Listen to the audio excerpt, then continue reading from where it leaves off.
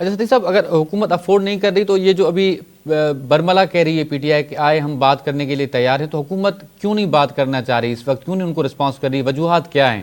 کیونکہ وزیر اعظم بھی پہلے جو ہے وہ کہہ چکے ہیں کہ ہم بات چیت کے لیے تیار ہیں۔ دیکھیے، جو تقاریر آج اور کل ہوئی ہیں نا قومی اسمبلی میں اور سینٹ میں، اور جو ان لوگوں نے عرفان صدیقی صاحب سمیت، طلال چودھری صاحب سمیت دیگر نے جو باتیں کی ہیں، یا رانا ثناء اللہ صاحب نے جو بات کی ہے، وہ بارہا ایک ہی بات کر رہے ہیں کہ ہمیں ان کے اوپر یقین نہیں ہے، ان کی گارنٹی کون دے گا۔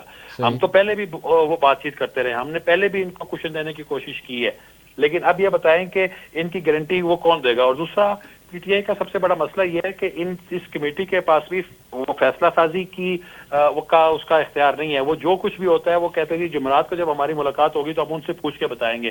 26ویں آئینی ترمیم کے اوپر بھی آپ نے دیکھا نا، حکومت بھی بات کر رہی تھی، مولانا بھی بات کر رہے تھے، سب چیزوں کے اوپر ایگری کرنے کے بعد اینڈ ٹائم کے اوپر جب اعلان کرنے کی باری آئی اور ان کی جو ہے وہ ترامیم بھی مانی گئی، لیکن اس کے باوجود وہ چلے گئے تھے۔ تو میرا خیال ہے حکومت کوئی ٹھوس یقین دہانی چاہتی ہے کہ اب جو ان سے بات ہو تو کوئی گارنٹی ایسی ہو تاکہ یہ واپس نہ وہ اپنی بات سے مکر نہ سکیں۔ لیکن دیکھیں نا، یہ اگر یہ بات پی ٹی آئی اس وقت بھی کر رہی ہے کہ ہم وہ پارلیمان کے اندر جا کے بات کرنا چاہ رہے ہیں، تو یہ ان کا آئینی قانونی حق ہے، اور ٹیکنیکلی بھی بات ٹھیک ہے کہ جو کچھ بھی ہوگا پارلیمان کے اندر ہوگا۔ ایجیٹیشن کر کے، مظاہرے کر کے، وہ دھرنے دے کے انہوں نے دیکھ لیا، اس سے ان کو نہ کچھ پہلے ملا ہے نہ آگے مل سکتا ہے۔ تو اب یہ ہے کہ ایک تو انہوں نے جو اپنی کال دی ہوئی ہے 14 تاریخ کی وہ سول نافرمانی کی، اس کا بھی مستقبل پتہ لگ جائے گا بھائی وہ کس طرف جا رہی ہے۔ اور دوسرا یہ ہے کہ الٹیمیٹلی ان کو بیٹھنا پڑے گا، لیکن حکومت یقین دہانی چاہ رہی ہے، ٹھوس یقین دہانی چاہ رہی ہے کہ آئندہ کے بعد یہ بات سے مکریں گے۔